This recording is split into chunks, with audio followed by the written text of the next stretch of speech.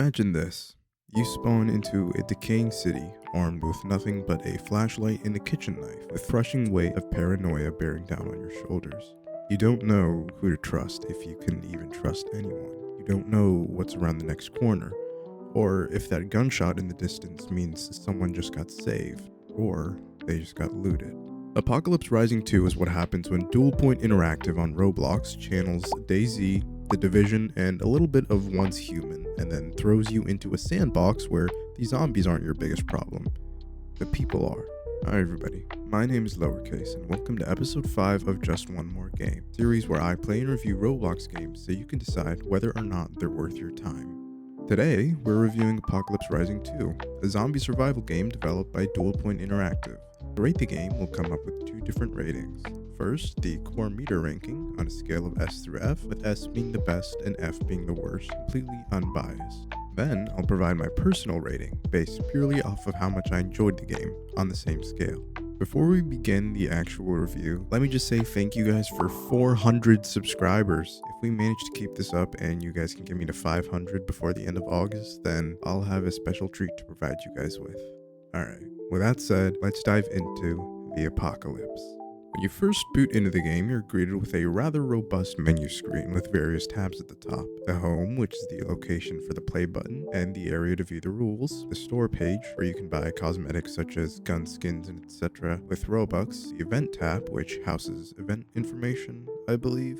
The character tab, which you can modify the appearance of your characters, such as clothing, accessories, etc. The settings tab, which is pretty self-explanatory. And finally, the credits tab, that lists the name of the developers that worked on AR2. From there on, you're pretty much on your own. Unless you're playing with somebody who's been on before, you've got to figure everything out by yourself. It seems like a pretty daunting task, but everything's really simple when it comes down to it. You have to survive with a hunger or energy bar and a thirst bar as well. Pretty basic stuff for a survival game. You need to keep both these bars above 0 to keep yourself from dying, and you do so by eating foodstuffs and drinking any liquids. Some consumable items, such as soup or MREs, provide both energy and hunger replenishment, though they're rather meta to carry around. You'll often see players' inventories filled with MREs and water bottles, for example, as they provide the greatest statistical benefit compared to other consumable items. It also goes without saying that other food items can provide negative effects to your character, with some of them reducing your thirst bar. It's imperative that you have a good amount of food consumables on you at all times, simply so that you can survive. In the case of a fight, or you simply just don't want to waste any of your hunger or thirst bars walking or running around looking for loot, there exist special consumables called stamina boosters. Stamina boosters prevent your hunger and thirst bars from depleting, which is an insanely good buff, so some PvP focused players also have a couple of these lying around in their backpacks to use during duels. Some specific food consumables also provide a stamina boost buff, like energy drinks, which also prevent your hunger and thirst bars from depleting, albeit for a shorter amount of time than the actual stamina boosting pills do. It's not extremely difficult to find food consumables that'll keep you alive. Looting them from houses or other buildings isn't hard, as they can be found in almost any kind of building, with a large variety of foodstuffs existing in-game, from candy to moldy bread.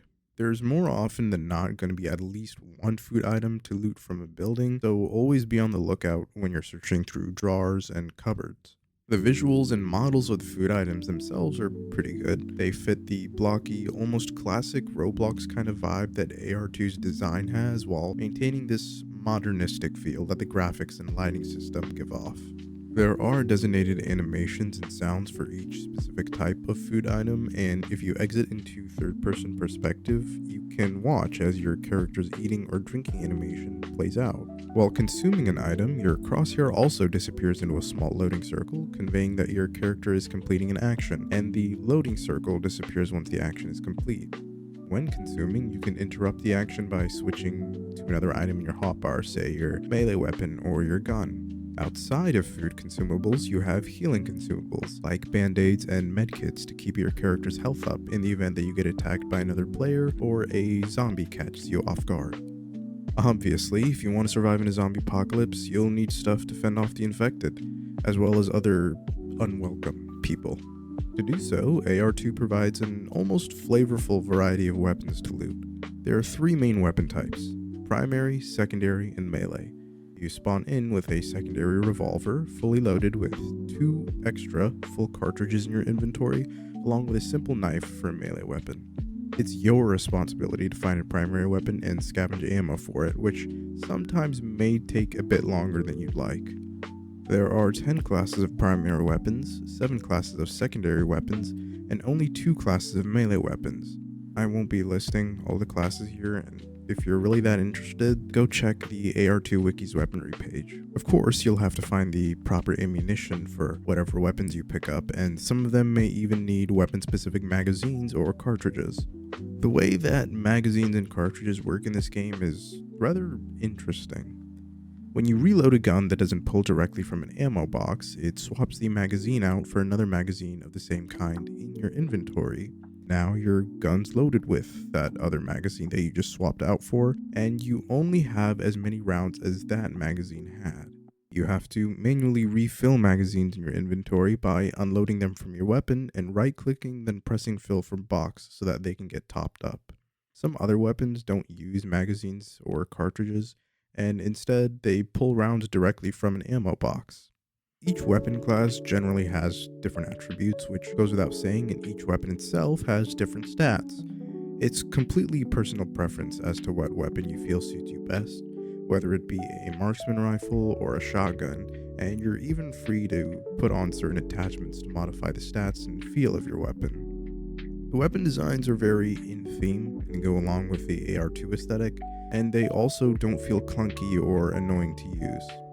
Outside of consumables and weapons, other utilities exist in game to help you with your playthrough. First, obviously, there's a map. There's no minimap in game, which is a little annoying, but there is a visible map that you can open by pressing M, and it updates your character's position in real time using a... You can also physically ping on the map using G, and the ping appears on screen, only disappearing if you walk into it. Utility items exist as well, like different lights, lanterns, military flashlights, and simple flashlights. There are also binoculars and rangefinders, as well as passive items that give buffs like consumable modifiers that may affect the benefits that food items provide. As for the map itself, there are 3 different main islands that you can walk or drive between. All of them have different points of interest, which generally hold a specific type of loot, and all the buildings regenerate loot from time to time. The map isn't small, but it's not extremely large either. It's a very good size for a Roblox game and is also very detailed. Most of the buildings are accessible and are filled with searchable furnishings. Some of the buildings do have boarded up or inaccessible doors, which can't be forced through by any means, which is a good way to keep from having to design the interior of every single building. It is a bit lazy though. Anyways, infected spawn all across the map, in the open, in buildings, and on streets. You need to remain aware and cautious, especially when entering large buildings, because you'll only be able to hear them and likely not see them at first. All of these features culminate into a very well put together zombie survival game. Not to mention, your progress is saved every time you leave and join another server. As long as you don't die, you keep all your stuff, which is a good thing. Other than looting buildings, traveling, and farming infected, there's only one true endgame for AR2. It's PvP. PvP is a bit of a weird subject, especially in games like AR2 that have no restrictions on PvP. As long as you're not hacking, it's allowed. Sometimes you'll run into toxic players who hunt down and KOS the same player, but other times you might run into generally kind PvPers that just wish for an honest duel. It's oftentimes a bit grayer than that, and the PvPers you run into will KOS you, but won't be toxic about it, and you might die without even ever seeing them. It's only natural in a survival game like this, but usually I'd complain about it because it's not great to be killed out of nowhere and lose all your stuff. However, in AR2, it's extremely easy to avoid KOSers and PvP maniacs. Simply stay under the radar. Don't make too much noise, stay out of open areas, and you'll be smooth sailing. Plus, most of the time, the only difference between you and a KOSer is skill. So if you're dying, more often than not, it's simply a skill issue. Gear differences don't matter that much in this game. I'm not too keen on the lore for AR2's infection, but I'm sure that lore exists for it. There's nothing explicitly stated anywhere in game, at least that I'm aware of, whether it be through item descriptions or landmarks on the map. Alright, time to actually rank the game. The core meter ranking, I'll give AR2 an 8 out of 10. It's a very good game, but it lacks in some areas. There's only one real end game, and that's fighting other players. There are some other possible routes like base building, NPC faction reputations or missions, story-driven expeditions, etc. However, most of what AR2 lacks is just wants rather than needs. AR2 is already a very solid and well-built game with fleshed out mechanics and great graphics. As for my personal rating, AR2 earns a 10 out of 10. I can't lie, playing this game was some of the best fun I've had on Roblox in a very long time, and I enjoyed playing every second of it, even if I did end up getting sniped out of nowhere and losing my stuff a few times. Thanks for watching this video, and if you don't mind, leave a like for the YouTube algorithm, and consider subscribing so you don't miss future installments of Just One More Game. If you've got suggestions for the next game I should play, or have thoughts on the game we reviewed today, go ahead and leave them in the comments. I'd love to read them. Again, thanks for watching, and I hope to see you next time.